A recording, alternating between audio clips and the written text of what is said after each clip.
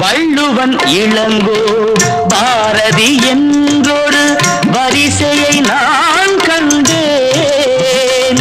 அந்த வரிசையில் உள்ளவர் மட்டுமல்ல, அட நானும் ஏமாந்தேன். ஆத்திரம் என்பது பெண்களுக்கெல்லாம் அடுப்படி வரைதானே. ஒரு ஆதிக்க நாயகன் சாதிக்க வந்தால் அடங்குதல் முறைதானே. கம்பன்